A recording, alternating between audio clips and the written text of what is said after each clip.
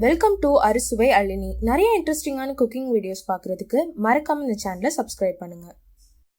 இன்னைக்கு வீடியோவில் ஒரு ஈஸியான evening snacks recipe potato stuffed capsicum bajji எப்படி செய்யறதுன்னு பார்க்கலாம்.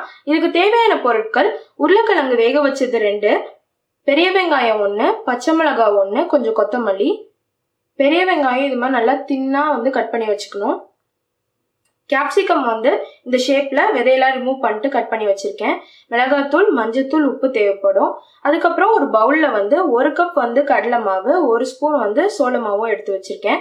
இது இல்லாம காஷ்மீரி மிளகாய் தூள் தேவைப்படும், சீரகம், கடுகு, எண்ணெய் தேவைப்படும். இப்போ முதல்ல ஒரு பேன் ஹீட் பண்ணிக்கணும். பேன் ஹீட் ஆனதுக்கு அப்புறம் 1 ஸ்பூன் எண்ணெய். எண்ணெய் நல்லா சூடாயிடுச்சு. இப்போ ஒரு 1/4 டீஸ்பூன் கடுகு தாளிக்கிறேன்.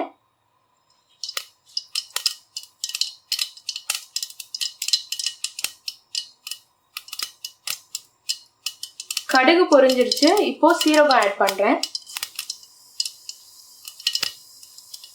சீரகமும் கலர் மாறினதுக்கு அப்புறம் நறுக்கி வச்சிருக்க வெங்காயம், பச்சை மிளகாய், கொத்தமல்லி ஆட் பண்றேன்.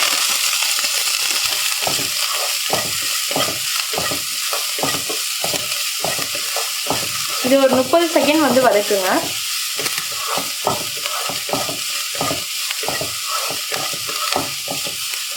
வெங்காயம் ரொம்ப வதங்கிடக்கூடாது, அந்த கிரன்ச்சினஸ் போயிடும்.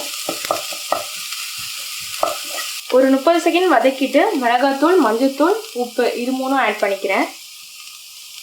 உருளைக்கிழங்கு மசாலாவுக்கு எவ்வளோ உப்பு தேவையோ அதளவுக்கு நான் உப்பு ஆட் பண்ணியிருக்கேன்.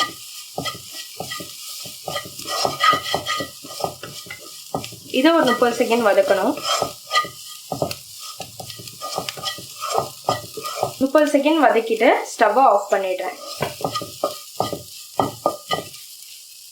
ஆஃப் பண்ணிட்டு வேக வச்சிருக்க உருளைக்கிழங்கு இதில் ஆட் பண்ணுறேன். இது நல்லா கையாலே மசிக்கிற அளவுக்கு நான் வேக வச்சிருக்கேன். இப்போ இந்த மேஷர் வச்சு இதை நல்லா மேஷ் பண்ணிக்கிறேன்.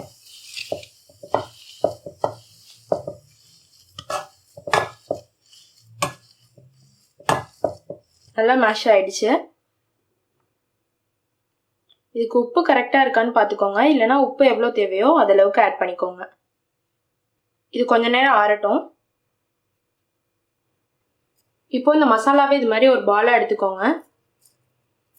பிடிச்சிட்டு கேப்சிகம் உள்ள வைக்கிறதுக்கு இது மாதிரி பண்ணிக்கோங்க.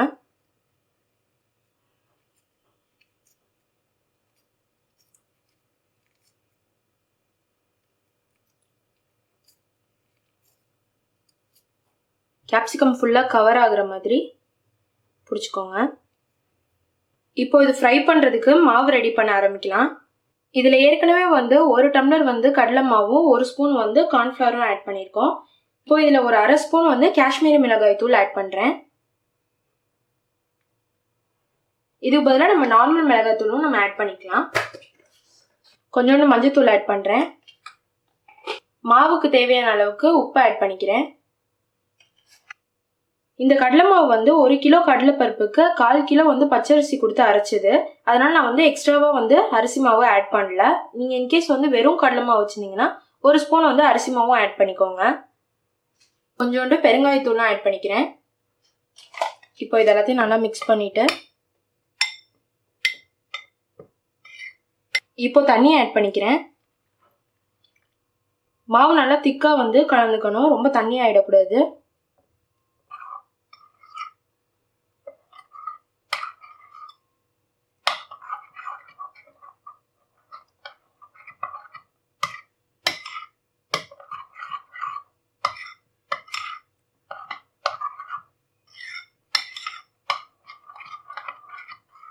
இந்த திக்னஸ்ல மாவு ரெடி பண்ணிக்கோங்க. நம்ம ஏற்கனவே ரெடி பண்ணி வச்சிருக்க பொட்டேட்டோவை இதில் டிப் பண்ணி ஃப்ரை பண்ண போகிறோம். இப்போ ஒரு கடாயில் எண்ணெய் ஹீட் பண்ணுறேன். இப்போ எண்ணெய் நல்லா சூடாயிடுச்சு. இப்போ மிச்ச மாவுக்கு நான் கொஞ்சம் ஆர்டிஃபிஷியல் கலர் ஆட் பண்ணியிருக்கேன்.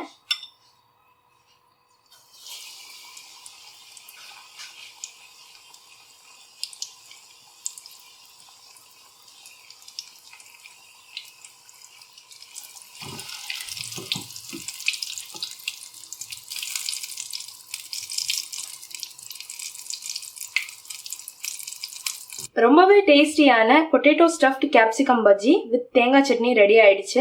இந்த ரெய்னி சீசனுக்கு இது ரொம்பவே நல்லா இருக்கும். இந்த ரெசிபி ட்ரை பண்ணிட்டு எப்படி இருந்ததுன்னு மறக்காம கமெண்ட் பாக்ஸ்ல கமெண்ட் பண்ணுங்க.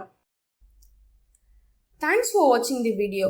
இந்த வீடியோவில் உங்களுக்கு ஏதாவது டவுட் இல்லை சஜஷன் இருந்தால் மறக்காமல் கமெண்ட் பாக்ஸில் கமெண்ட் பண்ணுங்கள். சேனலுக்கு சப்ஸ்கிரைப் பண்ண மறந்துடாதீங்க.